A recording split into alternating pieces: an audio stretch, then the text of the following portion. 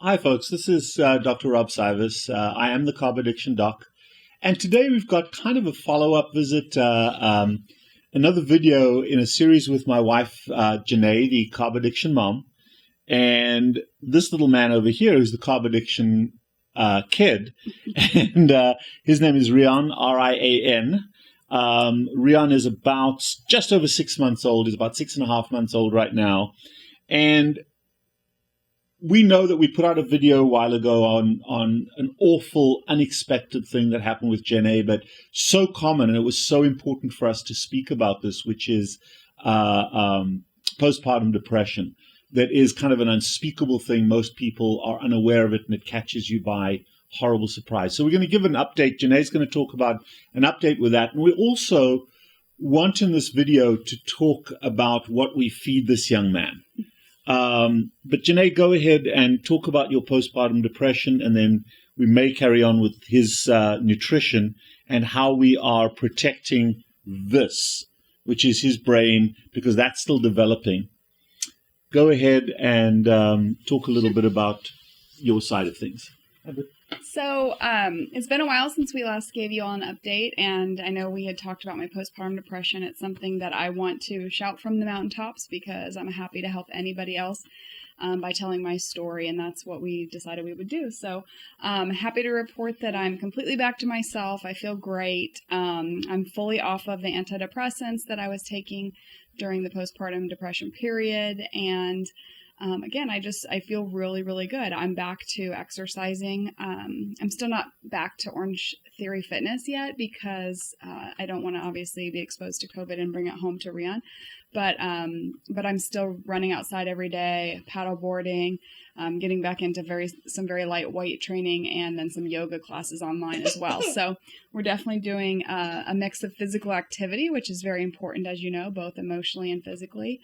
And really, I couldn't feel better. Things are going well for me at work. I'm back into the swing. When I first went back to work after being on maternity leave, and I was really in the midst of the postpartum depression, it was very hard for me.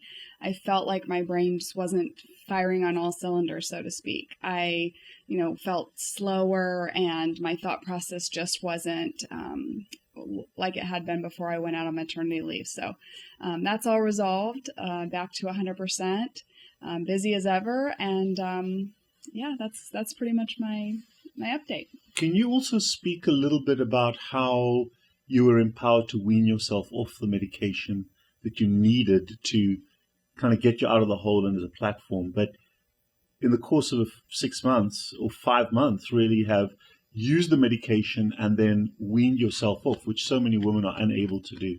Yeah, it was really important for me. And again, I'm not saying, absolutely don't take the medication if you really need it. I'm not one who likes to take medication at all, so I wanted to get off as soon as I could.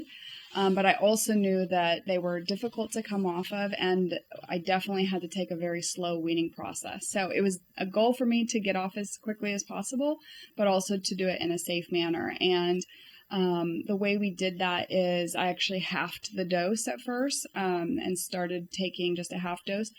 I did feel maybe the first couple days after I took a half dose, I maybe had just a tinge of anxiety again, but it went away very quickly. And then from there, another half dose, and then from there, every other day. And I just kept track of it with my birth control also, because that was a big piece. Getting my hormones back regulated was important as well. So I just marked on my birth control pack which day I was going to take the very, very low dose of the antidepressant and which days I wasn't. And that's how I weaned myself off. So, and I didn't take those steps in short amounts of time. I did about 2 weeks for each step, 2 or 3 weeks for each step. So again, for me, it was important for me to get off, and I feel great now that I am and back to my old self, and just very thankful for everyone's support, and a lot of friends and family who reached out during that time, and especially other women who had been through that. And it really spoke volumes to me that everybody kept checking back in once they knew I was struggling. They would even just drop a quick text or a phone call and say, how you doing? How you feeling? How's the depression? And that was really important for me too, because a lot of you know that human connection is very important to me. So had a lot of Zoom and FaceTime coffee dates and happy hour dates with friends and family, and that really helped me get back to 100% as well. I think if I can jump in for a second, two observations or two very important things is that this particular depressive episode was called postpartum depression. But in my practice, I see a number of women going through menopause, either because it's the time of their lives or because they've had a hysterectomy with removal of their ovaries, sudden plunging, just like Janae had after a C-section. We see, particularly in women, reactive hormonal depression, anxiety, and sometimes you're not even aware of it yourself. Sometimes it's so embarrassing and you're so ashamed of it that you're not able to name it. One of the things I just love, many, many things, but one of the key things about what Janae did through this is she named it and she shared it. And she was not embarrassed and ashamed of this. She spoke about it and in a very pragmatic way, because the buoyancy that she received by people knowing what she was going through and that empathetic human connection was so, so important for her.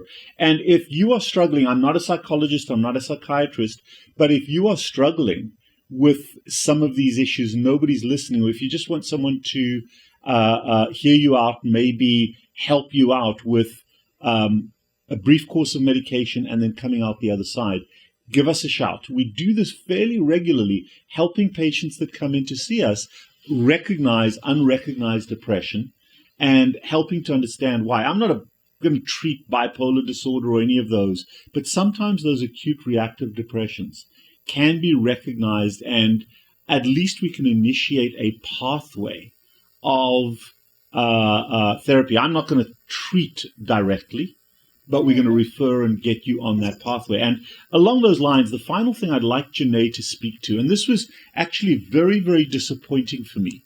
And I understand that Janae has this resource from her friends and family, but if you're a therapist, if you're a counselor, if you're an LMHC or a LCSW out there, listen to what Janae has to say regarding her experience of trying to find therapy and what happened. I'm just trying to think of... Well, we talked about the value of having a trained therapist. Oh, right. And you reached out and you set up visits with a number of people. Of course, it was under COVID. These were Zoom visits. But it was extremely, extremely disappointing for both of us. Yeah, so I did a lot of research. I found a particular specialist. Again, it didn't matter really where they were located because of COVID and everything was telemedicine. But it was a specialist that was in Miami, actually, so not terribly far from us. And I really wanted to see her because she was had gone through it herself. So I wanted somebody with that personal experience, and she also had a Ph.D. and all of those things. So I particularly, sought her out. And the issue was that she was very booked up, and I wasn't able to get in to see her. So they assigned me to someone that works in her practice. And she was very young, which doesn't matter. I'm happy to see someone from any age group, but she didn't have the personal experience herself. And the first visit, the entire visit was just an intake. And I know because of what Rob does and how much time and energy he spends with his patients on the first visit. And he always makes sure that every patient can leave the first visit with at least some strategies and something to work on. And I was actually left after the first visit with nothing. It was purely a intake, which I was disappointed in. So it might have been that I had, an expectation that was unrealistic, but I at that time was in such need. I didn't want to wait or need to wait another week or another 10 days or 2 weeks before I had any sort of strategies to work on. So, and because it was all evolving so quickly for me, and I wanted to really put whatever I could to use at that given moment because I was feeling so miserable. So that was disappointing to me. I decided I would try and give him the benefit of the doubt and attend the next visit.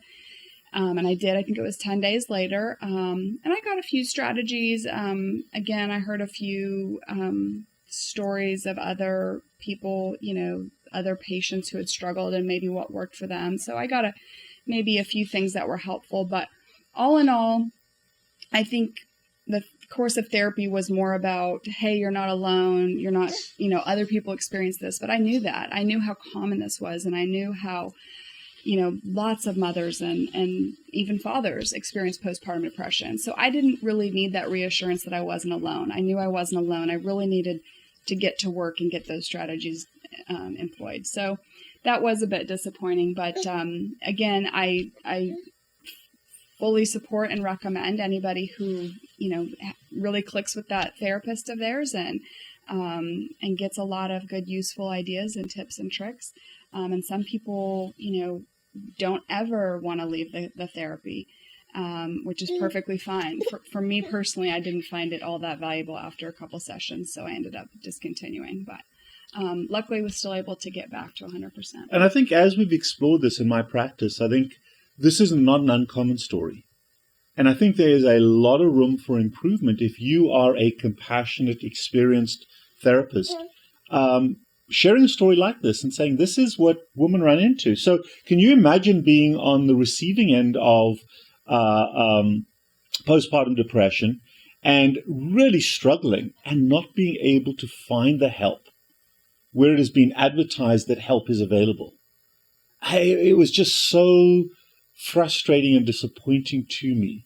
Now, maybe we didn't look in the right places, but we really did. We looked everywhere we could, and maybe this is just a personal experience, but in speaking to more and more people, the deficiencies in the therapy realm, when it's most needed in our society right now,